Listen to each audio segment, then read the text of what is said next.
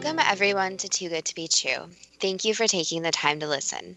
The subject of today's show is Roanoke and other Elizabethan mysteries.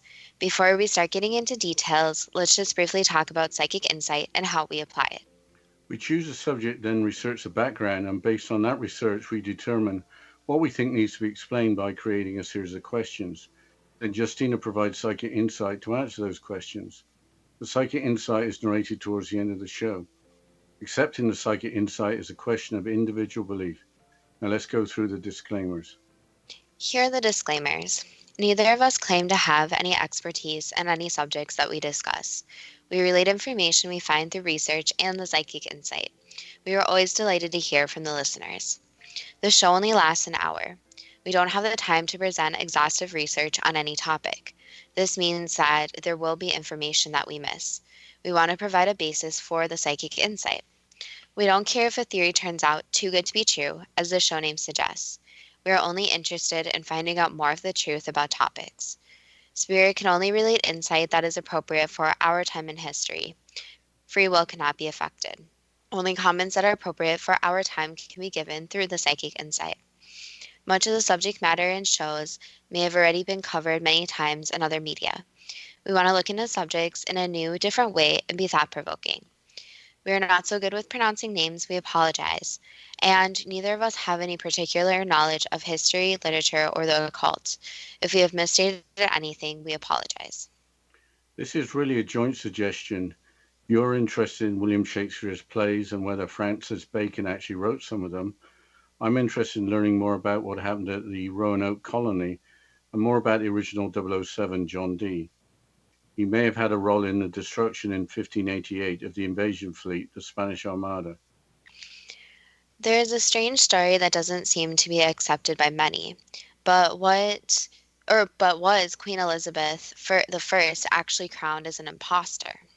Elizabeth I was the last of the Tudors, born in 1533 and reigning from 1558 to 1603. She never married. There was no heir to continue the Tudor line.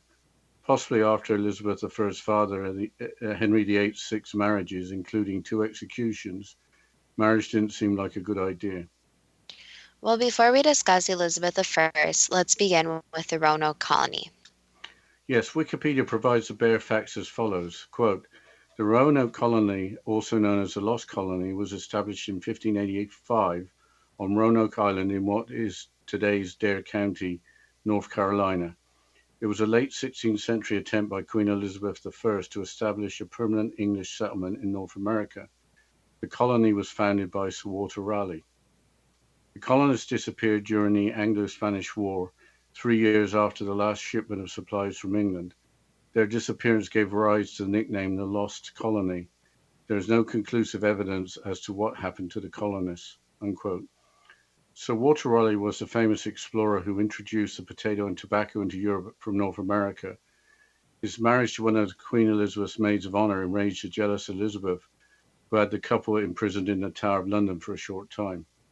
Maids of honour had a different definition then from today. They were members of a court with lower ranking than ladies in waiting. How many colonists were there, and when did they arrive in the New World?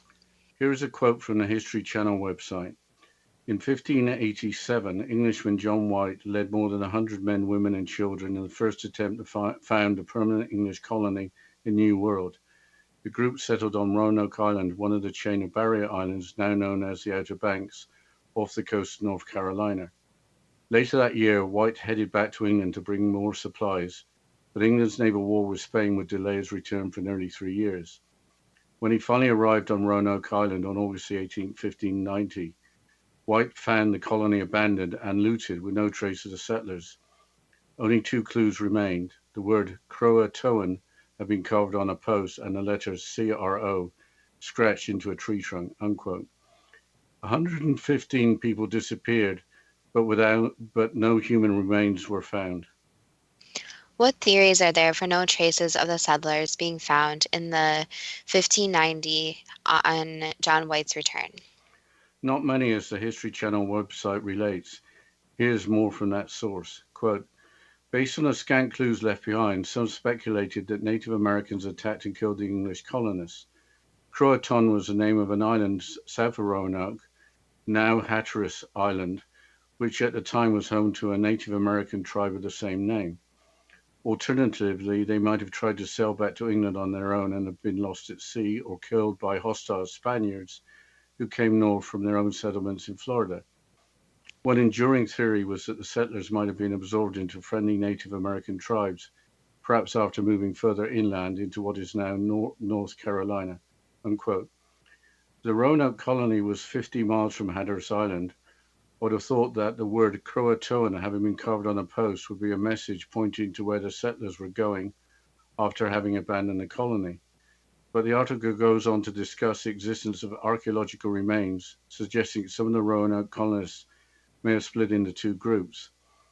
Artifacts including pottery and a ring have been found at Albemarle Sound, away from Hatteras Island, and at Cape Creek on Hatteras Island. The two groups may have been assimilated into different Native American communities. But now it is time for the strange story of Queen Elizabeth I being crowned as an impostor. I'm all in favor of hearing a strange story, even if it's from long ago. The story was put into print by Bram Stoker in the 19th century. Stoker became famous for creating the fictional character Count Dracula. He came up with a theory after visiting the village of Bisley in the Cotswold Hills in central southern England. The local tradition for the May Day celebrations was that the May Queen would be a boy dressed in Elizabethan clothing. The website History Mysteries gives an account of supposed events. Quote, the story unfolds like this. It is known that Elizabeth was sent away at the age of 10 to a village called Bisley to avoid an outbreak of the bubonic plague in London. It was hoped that being away from the metropolis, where people were dying left and right, would ensure that she did not succumb to the disease. Unfortunately, an unknown illness soon caught Elizabeth in its clutches, and she died. Soon after, it was announced to the household that King Henry VIII would arrive in Bisley in the near future and would visit his daughter. Unquote. There were bubonic plague outbreaks in the 16th century. Elizabeth was born in 1533. There was a severe outbreak in 1563, but this would have been long after Elizabeth had been moved from London to Bisley. A record of an earlier outbreak would have been helpful to the story, but the account continues on the Historic Mysteries website. Quote, Elizabeth's nurse panicked. Would the king blame her for his daughter's death? If so, would she be punished? Would she lose her head? The nurse came up with a bold plan. Bury Elizabeth secretly and find a local girl who closely resembled Elizabeth and present the impostor to the king as his daughter. She quickly searched Bisley for a 10-year-old girl with a fair complexion and, most importantly, red hair similar to Elizabeth's, but none were found. But the nurse did find an effeminate young boy who looked somewhat like the dead royal. The nurse had no other choice. She dressed the boy in Elizabeth's clothing and added a wig and prayed that the king wouldn't notice any difference. If this theory is true, the king apparently did not notice the deception and the young boy would grow into manhood and would eventually rule the kingdom. Unquote. That all sounds very far-fetched. Was there any supporting evidence? I don't think there's any definitive evidence, but in the 1800s there was a report of a coffin discovered in Bisley which contained the skeleton of a young girl dressed in the clothes typical of the upper classes from the Elizabethan era. The princess's style of letter writing was supposed to have changed after visiting Bisley. Also, Elizabeth made her doctors swear not to perform an autopsy after her death. On the other hand, it is hard to believe that Henry VIII would not have noticed an impostor. What did Elizabeth look like in portraits? She had an oval face like her mother Anne Boleyn and doesn't look that masculine. In 1562, Elizabeth contracted smallpox. After that, to cover scarring, she used white makeup made of lead and vinegar. What were Elizabeth's views of marriage? She was famously quoted at age 8 stating she would never marry, but marriage at that time would be for political reasons, like the union of her sister to King Philip of Spain, Elizabeth's future enemy.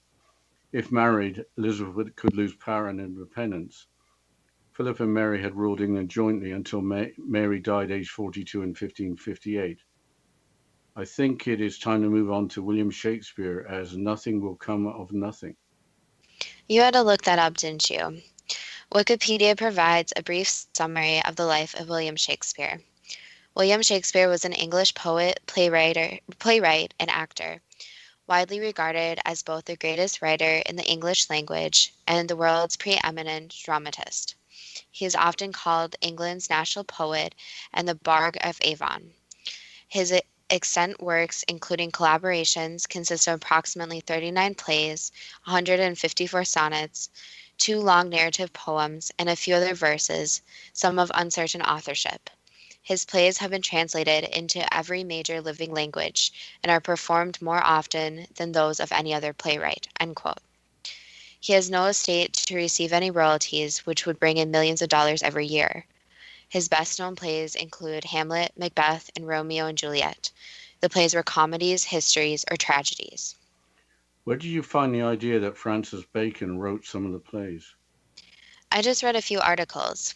It's a theory that seems to pop up now and again. The main argument was that there was nothing in the life of William Shakespeare to suggest that he was educated enough to write the plays that he did. I think we'll have to continue on after the break, Justina. Yes, we'll talk about William Shakespeare and how maybe he didn't write his own work after this short break. And you're listening to Too Good to Be True with Justina Marsh and Pete Marsh on the X Zone Broadcast Network, www.xcbn.net.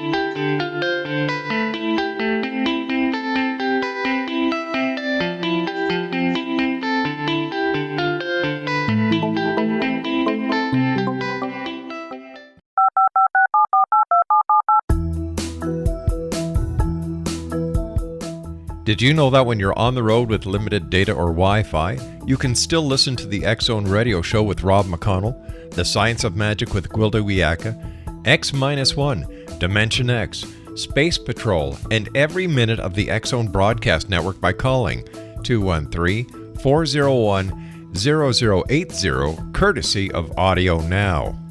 No smartphone, app, or internet needed. It saves your data plan and it's free if you have unlimited minutes. Call 213-401-0080 to listen on any phone, anytime, anywhere. Remember 213-401-0080 for the best of the paranormal, parapsychology, and sci-fi radio programming anywhere, 24/7, 365.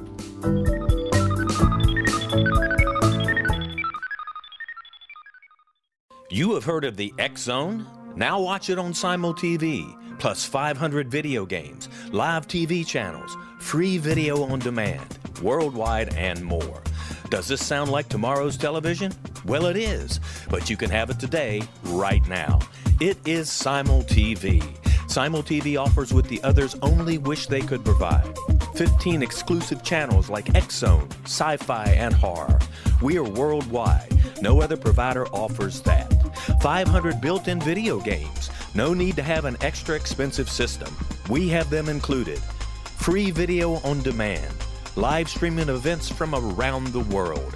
Interactive online network and much more. Tomorrow's TV today. Simul TV. Sound too good to be true? Well, it's not. You can have Simul TV today. Sign up at simultv.com. Do it today.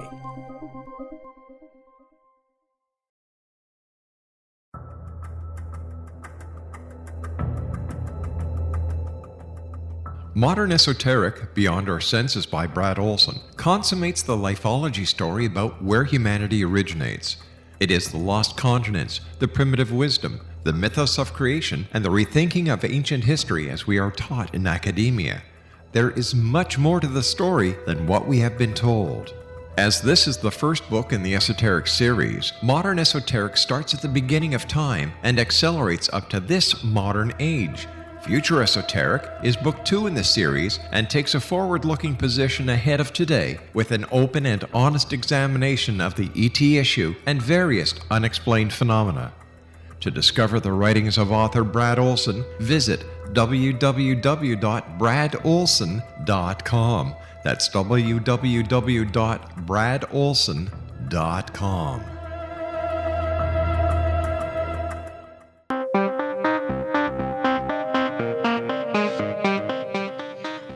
back to Too Good to Be True. And before the break, we were just discussing William Shakespeare and the theory that seems to pop up once in a while that William Shakespeare didn't actually write all his work.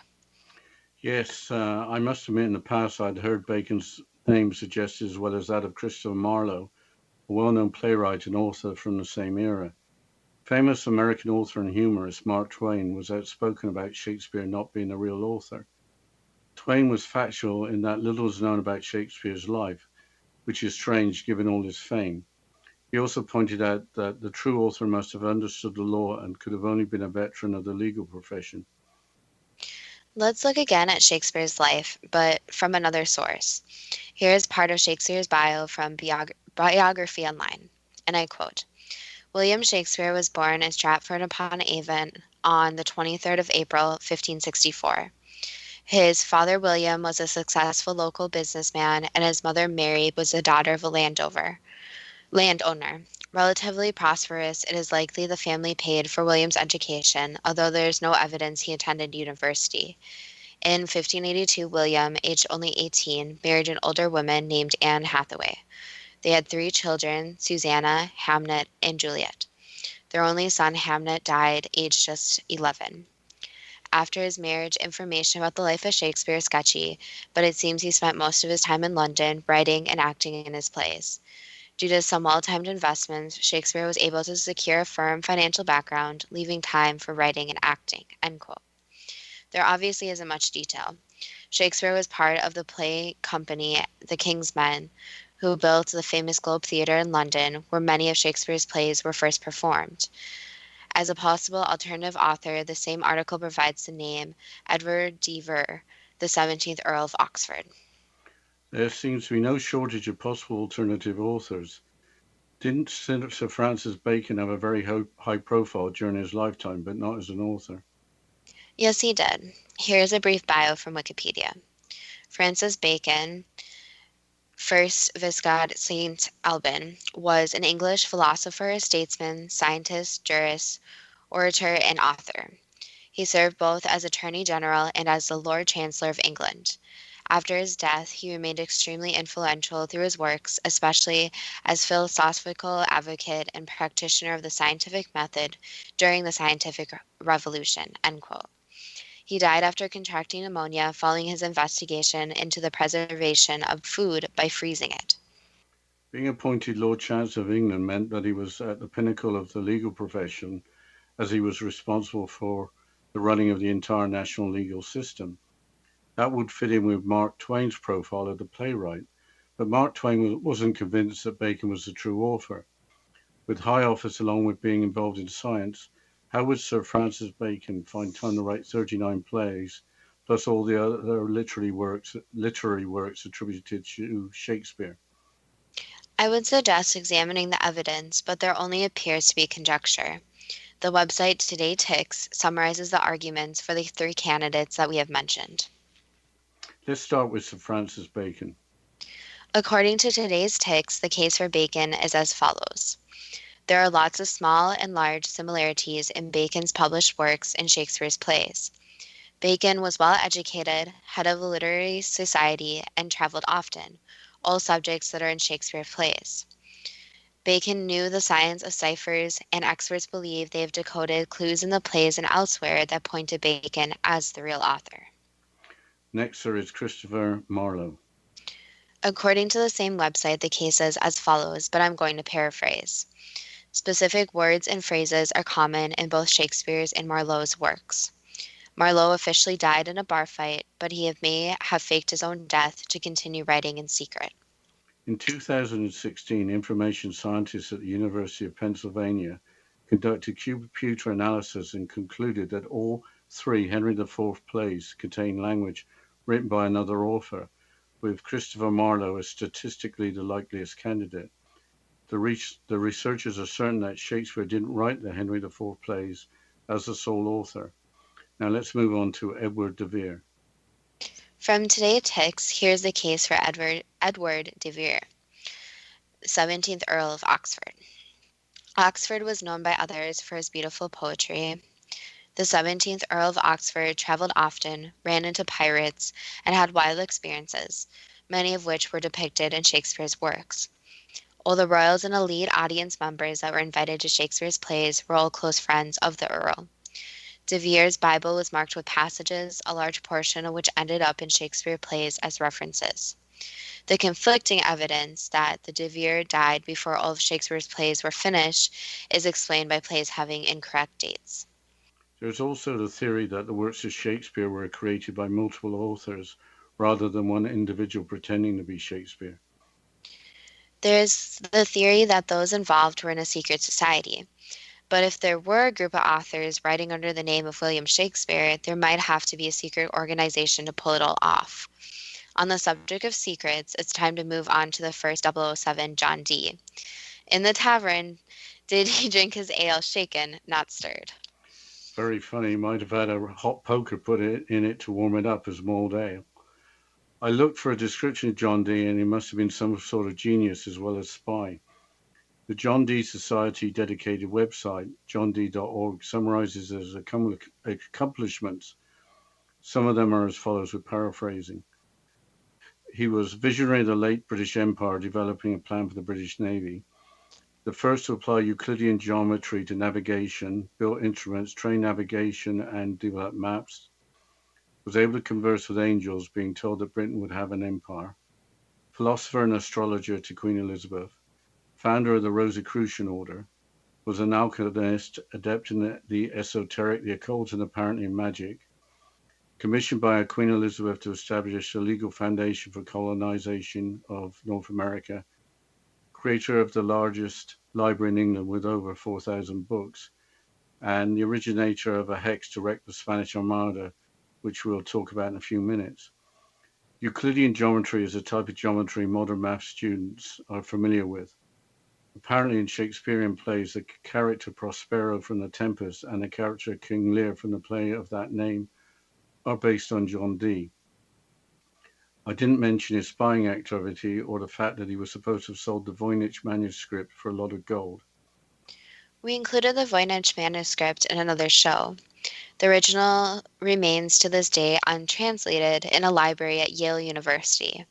So, what was John Dee's spying activity?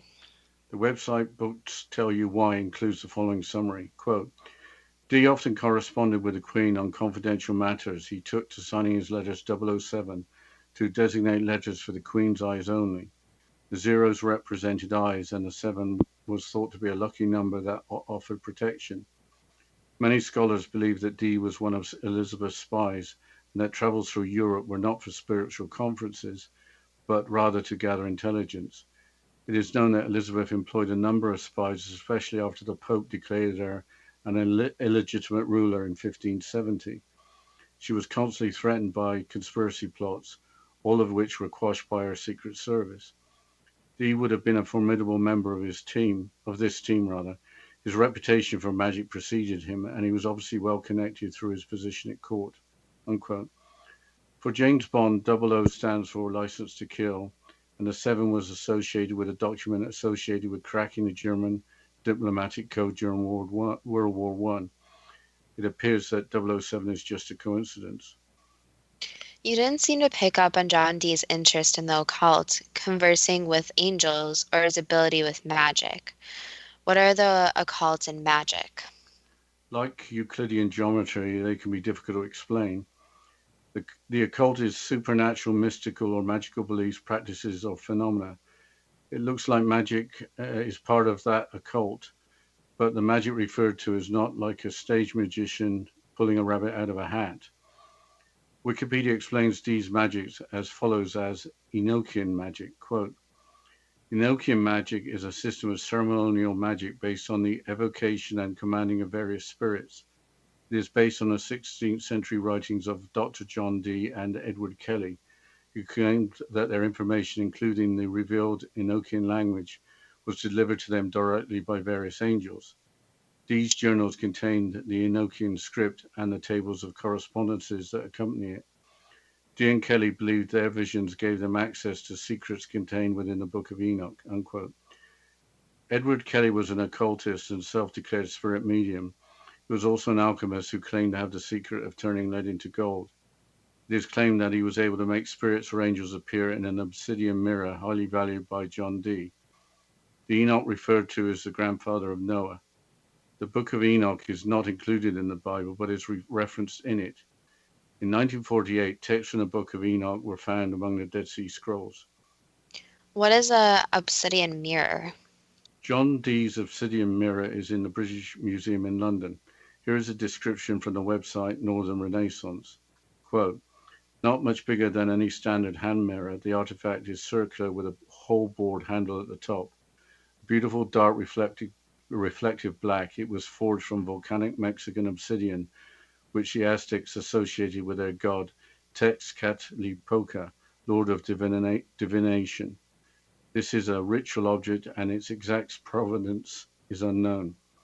Provenance is another word for origin, and obsidian is naturally occurring volcanic glass. Well, after this short break, we'll have a little time left to discuss the Spanish Armada or the Spanish invasion fleet, but we'll have to continue after the short break. And you're listening to Too Good to Be True with Justina Marsh and Pete Marsh on the X Zone Broadcast Network, www.xzbn.net.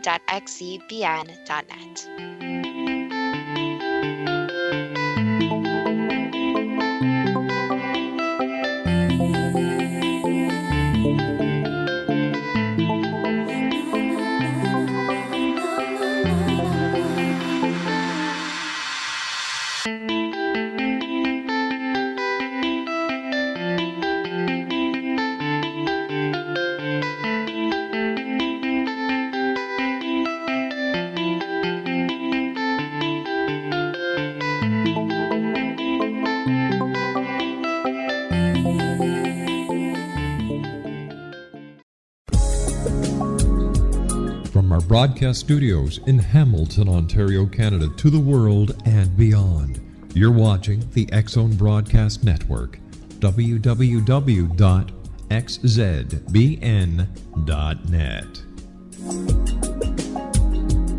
AVS Media Den.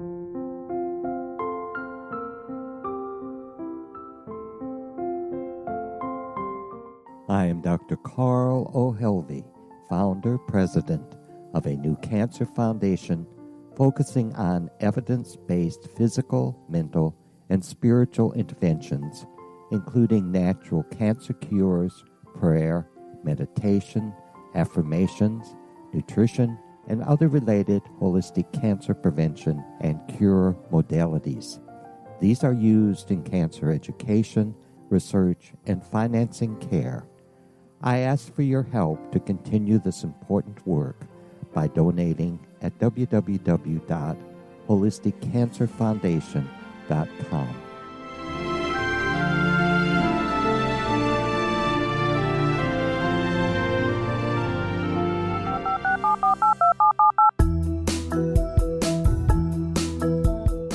Did you know that when you're on the road with limited data or Wi-Fi, you can still listen to the X Zone Radio Show with Rob McConnell, The Science of Magic with Gwilda Wiyaka, X-1, Dimension X, Space Patrol, and every minute of the X Zone Broadcast Network by calling 213-401-0080, courtesy of Audio Now.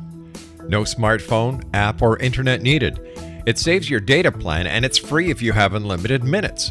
Call 213-401-0080 to listen on any phone, anytime, anywhere. Remember 213-401-0080 for the best of the paranormal, parapsychology, and sci-fi radio programming anywhere, 24/7, 365.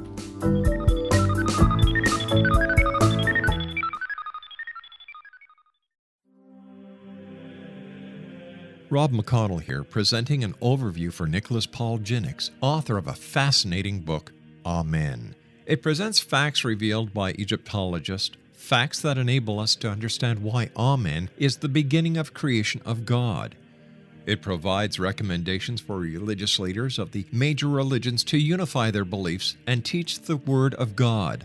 Love one another. Amen informs people how mankind conceived God. It was the Egyptians that developed the concepts of a soul, a hereafter, and Son of God. And finally, after the worship of many gods, they conceived the belief in one universal God, the maker of all there is. For more information, visit www.futureofgodamen.com. That's www.futureofgodamen.com.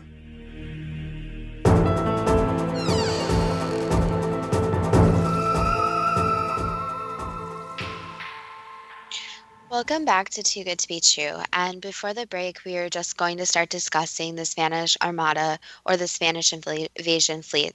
So, Dad, can you please start talking about this? Yes, the Armada was the largest military engagement of the undeclared Anglo-Spanish War from 1585 to 1604. Here's part of an article from the History Channel website.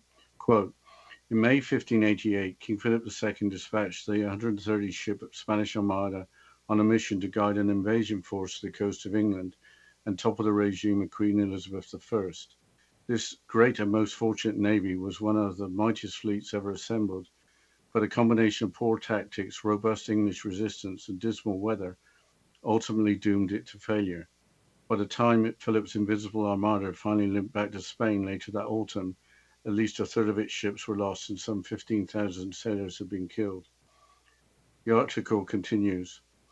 The Armada was one of the largest fleets ever assembled for a single mission, but it was not intended to attack England on its own.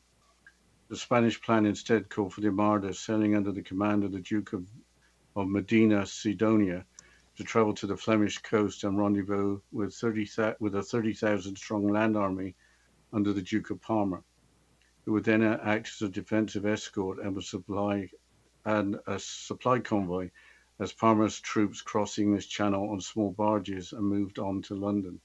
Unquote. The defending tactics included sending in fire ships into the Armada when they were anchored off Calais, France, scattering the Spanish ships, and the weather did the rest. So, some famous English weather helped prevent a Spanish invasion? Yes, some sources actually claim it was a hurricane, which is an unusual occurrence for Northern Europe. If I'm correct, the next storm that hit southern Britain, described as a hurricane, was in 1987. According to the website sirbacon.org, the extreme weather might have had some help from John Dee. Quote, when the Spanish Armada loomed over the English Channel, it was Dee, as the wise sage, who suggested to hold the course and be still. He had correctly anticipated the devastating storm would destroy the mighty Spanish fleet, and that it would be best to keep the English ships at bay. Some have suggested that it was Dee himself who conjured up that storm. Unquote. If that is true about John Dee, then he did possess some strange magical powers. But I wonder if events just unfolded as they were meant to. But why don't you ask the first question? Yes, I'll start with the Roanoke Colony. When John Wright returned in 1590, did the word Croatoans carved on a post and the letters CRO scratched into a tree trunk show that at least some of the colonists intended moving to Hatteras Island? Yes. Did the lack of human remains indicate that the settlers abandoned the colony? Most of them, yes, not all. Were the colonists starving when they abandoned the colony? And there were political debates going on too, so that was another factor. So there were disagreements as well as lack of food. Correct. So obviously when people are starving, they're more inclined to be emotional. And so there were the butting of heads also. So the colonists left voluntarily. They weren't abducted or tried to sail back to England. Is that correct? That's correct. Did the settlers split into two separate groups to relocate in different locations? Yes. Were the settlers absorbed into Native American communities? Some of them, yes, not all. Did the two groups go to the later archaeological finding sites at Albemarle Sound and at Cape Creek on Hatteras Island? For the most part, yes, while some of the settlers also decided to go off by themselves, so their remains would not be found in the same place. What was the reason for abandoning Roanoke? Was it to find food in better places? Yes, and more resources. So resources were getting scarce, including ones they needed for medicine, for basically their basic needs. So they decided to go off so they could not only find food, but also fulfill their other basic needs. What happened to the settlers that weren't absorbed into Native American communities? A lot of them basically wandered to other places. So they either joined other groups or they ended up just being by themselves where they didn't last very long like that. What led up to the settlers leaving Roanoke? Was there a complete falling out and breakdown of any organization? Complete breakdown of any organization. So basically, there were a lot of people who wanted to lead and thought they had good ideas, and that led to a lot of conflict. Did this arise because they expected to be resupplied? Yes, So they felt that they had been abandoned. correct. And they did not have all the skills to hunt and gather their own food, so they were not trained properly like they should have. How many of the 115 survived to be assimilated into local communities? Only about half. Are there descendants of some of the settlers living today? Yes, obviously some family lines stopped because of families dying off for different causes, but yes, there would be some descendants still. What can we learn from the experience at Roanoke? Basically, that groups of people will have conflicts, and it's very important to have one designated leader. And the problem is that leadership has to be very stern and resourceful, especially in a situation as stressful as they were put into. And also, in any survival situation, basic survival skills need to be taught to everyone. So, even the women, children, everyone needs to learn survival skills, since you never know when they are going to come in handy. But a situation like they incurred would be very different today since there's so much technology, so many different places settled. So it'd be very rare for a situation like that to occur again. So the people today should consider themselves very lucky since food, shelter, the basic needs are widely available. Changing subjects to Elizabeth I, was the young Elizabeth sent away to the village of Bisley to avoid an outbreak of bubonic plague? Yes, basically for quarantine. Did the 10-year-old Elizabeth die of an unknown disease while at Bisley? Yes, That was not an answer I had expected. Did Henry VIII arrive at the village soon after? yes, Was the dead princess replaced by of similar age and appearance? yes. Why didn't Henry VIII notice the deception? He did, but things were kept under wraps. Did Henry VIII go along with it because he wanted to keep the House of Tudor going? Yes, and also because basically he was told to and he had to follow orders. Who was giving the orders? People in the background that wanted to make sure the public relations was the same as before. So you can think of them kind of what we think of today as PR people, or people who are working with the public to put on a very wholesome and leadership front. So they were in charge of making sure that everything seemed very much normal. So it's a bit like the royal family in Britain today. They put on a good image. Correct. 2 years before going to Bisley, why did the 8-year-old Princess Elizabeth announce that she would never marry? Because she didn't want to. Those were her true feelings. Was there a coffin discovered in Bisley in the 1800s that contained the remains of a young girl in Elizabethan era clothes? Yes. Who did the remains belong to? Elizabeth. Why was Elizabeth's apparent impostor enraged when Walter Raleigh married one of the maids of honor? Was it for reasons other than jealousy? No, just basically jealousy. So even as a male, the monarch was jealous. Yes. Did Princess or Queen Elizabeth survive the disease of smallpox? Yes. There are portraits of Elizabeth that make her look like her mother, Anne Boleyn, and make her look female. Were the portrait painters asked to make her look a certain way? Not exactly. The replacement looked not exactly like her, but very similar. So that goes back to that males can have very feminine features.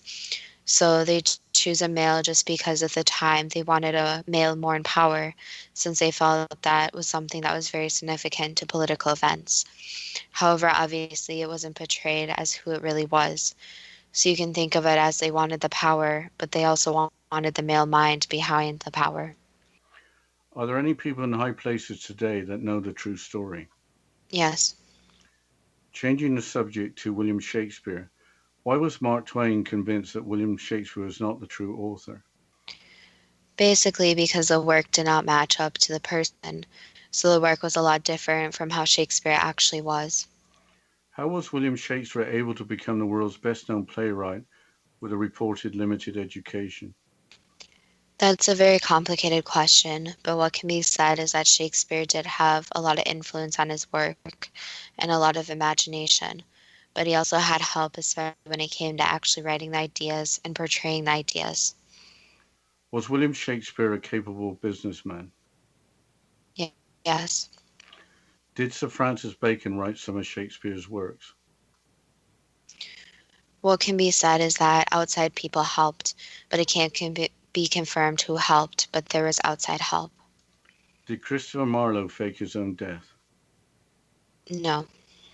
Was the statistical analysis done at the University of Pennsylvania supporting Christopher Marlowe being a true author, a good indicator of the truth? Again, there's help, but there's no one true author. I will ask this question anyway. Did Christopher Marlowe write some of Shakespeare's works? Helped put the ideas on paper, yes. I will ask this question anyway. Did Edward de Vere, the 17th Earl of Oxford, write some of Shakespeare's works? No. I think you've already answered this question. Were plays and other literary works attributed to William Shakespeare created with the help of multiple authors? Yes. But we'll have to continue with the questions and the psychic insight about Roanoke and other Elizabethan mysteries after this short break. And you're listening to Too Good to Be True with Justina Marsh and Pete Marsh on the X Zone Broadcast Network, www.xzbn.net.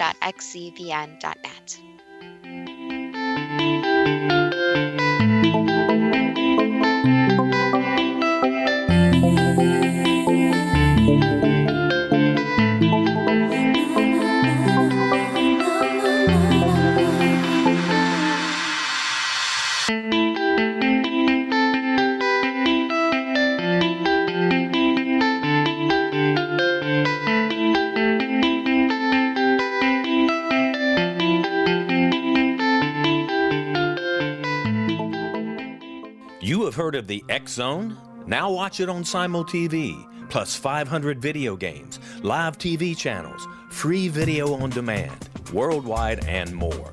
Does this sound like tomorrow's television? Well, it is, but you can have it today, right now. It is Simul TV. Simul TV offers what the others only wish they could provide. 15 exclusive channels like X Zone, sci-fi, and horror. We are worldwide. No other provider offers that. 500 built-in video games. No need to have an extra expensive system. We have them included. Free video on demand. Live streaming events from around the world. Interactive online network, and much more. Tomorrow's TV today. Simul TV. Sound too good to be true? Well, it's not. You can have Simul TV today. Sign up at simultv.com. Do it today. The new nonfiction book, Razor of Madness, is similar to cult movies like Clockwork Orange, Dragon's Tattoo, or The Other Side of Hell. Wayne Morin Jr. and Thomas Lee Howell will expose widespread and systematic deficiencies in this thought-provoking tell-all novel. Mind control rages among scholars in law schools. Human rights are ignored while thought reform and mental manipulation are accepted practices used as behavior modification. Dr. Louis Jolyon West comes to mind. Media and public scrutiny shows that United States mental hospitals are in fact destructive murder industries. Razor of Madness expose novel details this epidemic through an in-depth professional and personal investigation. For decades, there has been a revolving door policy that still releases killers and pedophiles back into society. The maestro of mind control continues to haunt America to this very day. Razor of Madness is available in paperback or as a downloadable ebook at Amazon.com. I'm William S. Peckham. If you enjoy a good mystery with a touch of the paranormal, then you'll love my novel, From Out of the Woodwork. It's the story of a young Toronto contractor, Sean Kennedy, who buys derelict homes, guts them, and turns them into multi-family dwellings. Slums just waiting to happen. When Sean buys 29 Livery Lane, the house fights back. Former owners unexpectedly come out of the woodwork as he starts the destruction. The apparitions come to him when he touches old books, reads hidden letters, rummages through old boxes, finds a locket, or reads a discovered manuscript of a murder mystery. From Out of the Woodwork will take you from 1899 to the horror of the World Trade Center, September 11, 2001. Check out From Out of the Woodwork on my website, www.williamspeckham.com.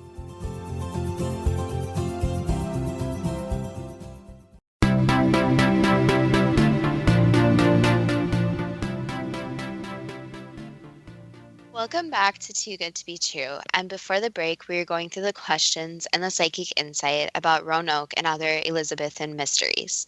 So, Dad, can you please continue with the questions? Yes, we're the authors that helped Shakespeare part of a secret society. No, Were Sir Francis Bacon, Christopher Marlowe, or Edward de Vere members of a secret society? no. Were some of the dates for Shakespeare's plays stated incorrectly? There were some issues in some publications, yes, but not overall, no. How did Shakespeare organize getting help from these other writers? Was it part of a good business plan? Yes, it was a good business plan for all involved, and he did write some of his work himself. So the other authors did read some of his work, but it needed some different tweaks to it. So if you look at the evolution of Shakespeare's writings and what he authored, there's a significant difference between the original ones he wrote and the ones he wrote at the end. So Shakespeare really did have some talent. It was just that he had a lot of help. Yes, he had a lot of talent, but his reading and writing and portraying his ideas weren't completely 100% his. Is there anyone well known other than already mentioned who helped Shakespeare? No, not well-known names, no, but there are people you can think of kind of like ghostwriters that helped him.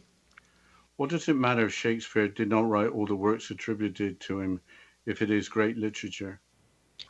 The problem is that then they think that William Shakespeare was a phony and his name is on very famous works that he did not write. However, it really does not matter since he obviously is not alive anymore.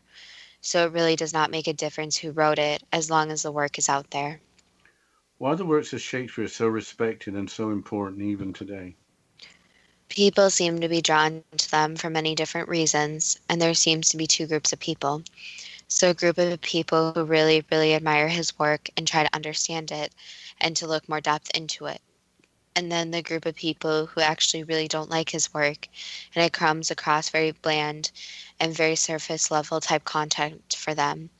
So that's the problem is that his work is used in a lot of schools, but there's two types of people and obviously everyone's going to read the work differently.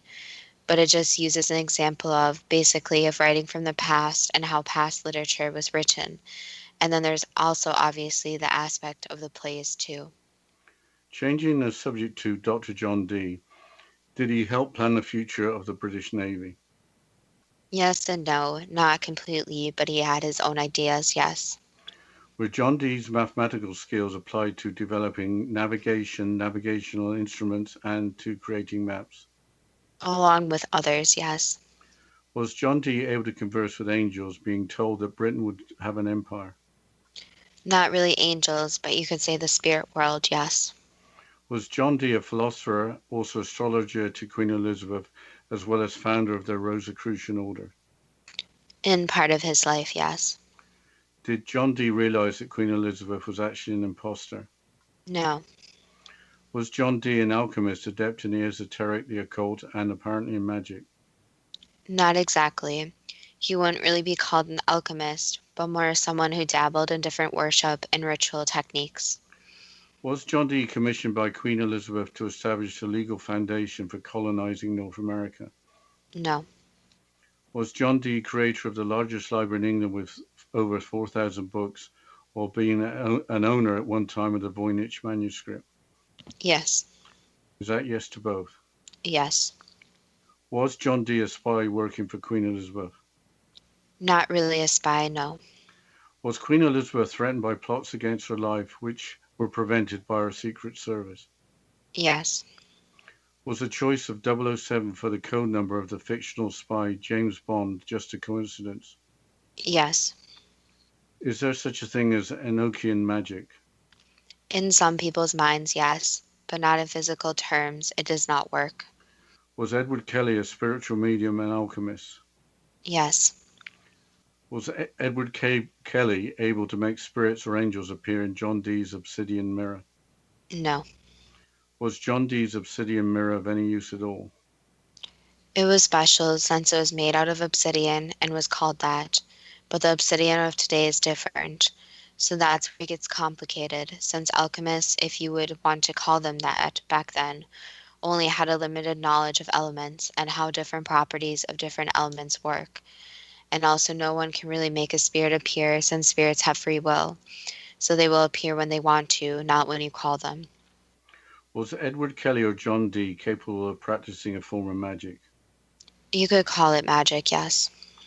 So that is making things happen by paranormal means. Yes, but theirs was more dark paranormal means. So they were involved in spirits that were not the most positive. Yes, you could think of it as summoning them, such as using a Ouija board, but a very old, not exactly technique of summoning spirits. Where did John Dee get his obsidian mirror from? He made it. Did he get the raw material from Mexico? Yes. Changing subjects a little bit to the Spanish Armada, why did King Philip of Spain think it was so important to invade Britain? That was just the plan, and Britain was very intriguing at the time, especially with who was ruling and how much power they had. Was the bad weather that helped destroy the Spanish Armada actually a hurricane? Yes. Why did the British Navy stay in port when the Spanish Armada was sighted? Was it based on the advice of John Dee? In part, but it was also a military tactic they used, where it was more to be on the defensive side, not the offensive side. Did John Dee have supernatural knowledge of devastating weather on its way, or did he use magical powers to create the bad weather? He was not able to create weather, but he had some knowledge, so you could think of it as some predictions. But the problem of people who make predictions is one, they're not always accurate, and two, you can't control which predictions you actually see. Was it not in the future that Spain was going to conquer Britain? You could say that, but that's how the path turned out. So yes, you could say the series of events led it to not happening. The reason behind the previous question is that a hurricane in that part of the world only happens about every 500 years, so it seems a very remote chance that a hurricane hit the Spanish Armada. It was what happened on the path. So odd weather things happen all the time, because yes, you could say they're supposed to happen. What can we learn from the reign of Elizabeth I? The problem is with a lot of ruling and ruling in history is that it's very unique when a woman rules. And that can be even seen today where there are not many women in power and running countries and ruling countries. But from the ruling of Elizabeth, you can see that things are not as always as they appear to the public. So there might be things going on behind the scenes that nobody knows about, since nobody accepts that those people would actually see and be aware of what is going on.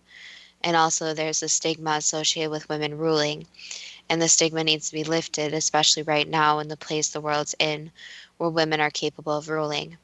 And women can strive to become a leader and can strive to be the head. And there doesn't have to be this different stigma associated with being male. And being male, you can be a ruler and more powerful. And as any ruler is, even today, there's always more that goes on behind the scenes that nobody sees. So, in the case of Elizabeth applies, even with a male impostor, the monarch was seen as female. Yes. Going back to the subject of magic, does magic have to involve working with negative spirits? No. So there are obviously different people, such as you can think of Wicca, so people who do good things and do good magic. However, the term magic is used very loosely, since magic can be defined as many different things depending on who you are talking to. So yes, there's magic, but in order to actually have magic, there has to be a belief in that magic, if that makes sense. So for example, let's just take a classic magician today. They're doing magic, but they're doing tricks to create that magic. It's the same type of deal where true magic has different tricks, and those tricks are not always revealed. So there's magic in situations that are very paranormal to deal with magic, but the problem is the belief, and also needs to be deal in positive ways. So there's dark magic. There are people who dabble in that also. That was the last answer. Are some of the Roanoke colonists surviving to be assimilated into Native American communities too good to be true? That depends on what you are prepared to believe. It sounds like for the Roanoke colony, they just brought people over in a ship and then expected them to learn how to survive and also develop an organizational structure. But the colonists expected that supply ships and support would be available. The Bram Stoker story that Elizabeth I was actually replaced by a boy around her age have been retold in the last few years, even in a British national newspaper. But it appears that the choice of a male was deliberate, along with Henry VIII being part of the conspiracy. I think it is going to remain a story unless there is a possibility of DNA testing the remains of Queen Mary I, which are buried in the same place as the remains of the person who was Elizabeth I, with both having been buried in Westminster Abbey.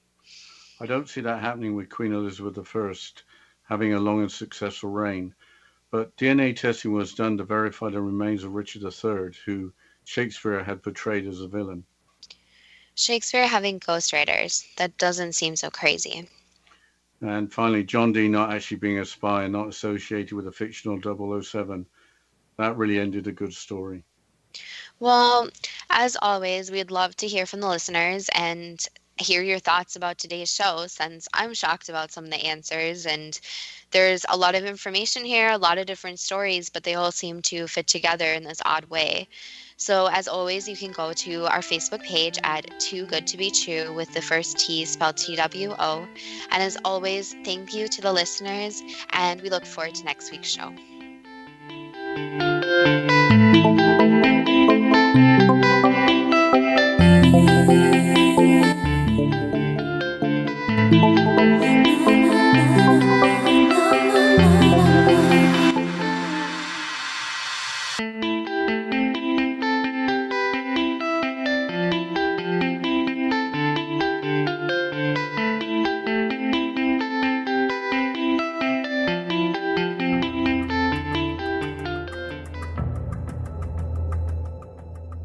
Modern Esoteric, Beyond Our Senses by Brad Olson, consummates the lifeology story about where humanity originates. It is the lost continents, the primitive wisdom, the mythos of creation, and the rethinking of ancient history as we are taught in academia. There is much more to the story than what we have been told. As this is the first book in the Esoteric series, Modern Esoteric starts at the beginning of time and accelerates up to this modern age. Future Esoteric is book 2 in the series and takes a forward-looking position ahead of today with an open and honest examination of the ET issue and various unexplained phenomena. To discover the writings of author Brad Olson, visit www.bradolson.com. That's www.bradolson.com.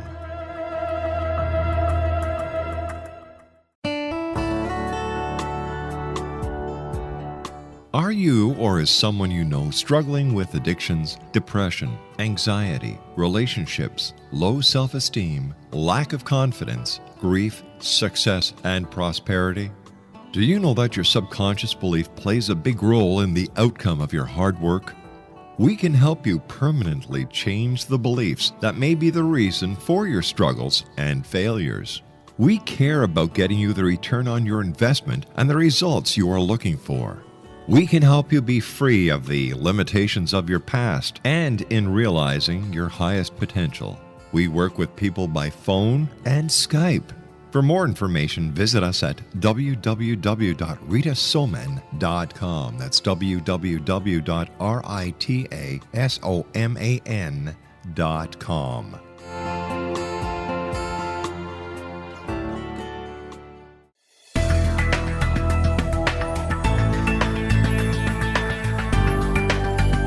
Do you think you have energy problems in your home? Do you feel better when you're away than when you're home? Joey Korn is a global leader in the world of dowsing who specializes in personal energy clearing and space clearing. He can help you create an ideal energy environment in your home no matter where you live in the world. Learn about his remote spiritual house cleaning services and much more at www.dowsers.com. You can get Joey's book, Dowsing, A Path to Enlightenment, as well as other dowsing books and tools, Kabbalah books, and Walter Russell books. Joey's work is really amazing. Go to dowsers.com right now. That's DOWSERS.com or call 1-877-DOWSING. That's 1-877-369-7464.